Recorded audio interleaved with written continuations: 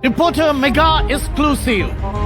നടി ആക്രമിച്ച കേസിന്റെ ചുരുളഴിയിച്ച് മുഖ്യപ്രതി പൾസ് സുനി റിപ്പോർട്ടർ ഒളിക്യാമറയിൽ. ആണോ? ഭയങ്കര.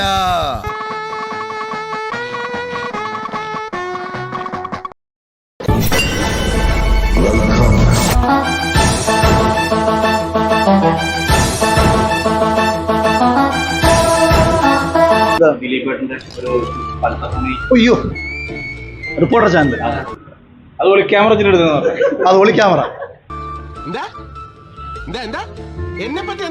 ഈ കാലഘട്ടത്തിൽ ഈ ഒളിക്യാമറ എന്ന വാക്കൊക്കെ ഈ തലയ്ക്ക് വിളി കൊണ്ടോടാ ഇവനൊക്കെ. ഇത് ഏത് കാലത്തെ വാചകമാണ് ഈ ഒളിക്യാമറ എന്നൊക്കെ പറഞ്ഞ?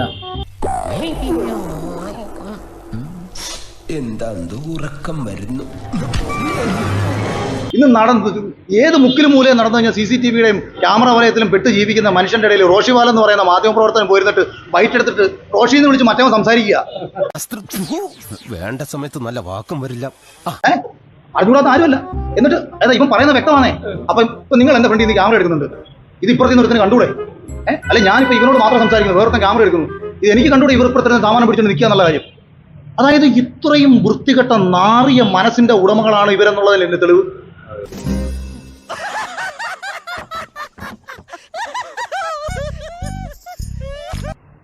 ഇവരീ കാണിക്കുന്നത് എന്തിനു വേണ്ടിട്ടാ? അതൊന്നും എനിക്കറിയാൻ മേല.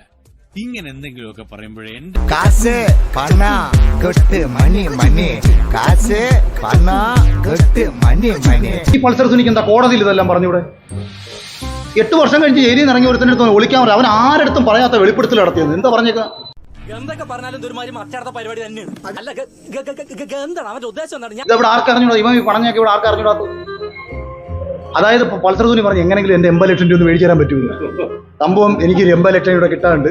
അപ്പൊ കുമാർ പറഞ്ഞു 80 ലക്ഷമോ 1 കോടിയോ ഞങ്ങൾ തരാം, ആശാൻ ഇവിടെ എവിടെയെങ്കിലും വന്ന് നിന്നാ മതി.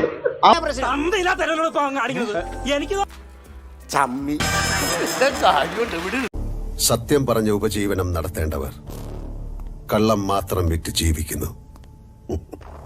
What the hell?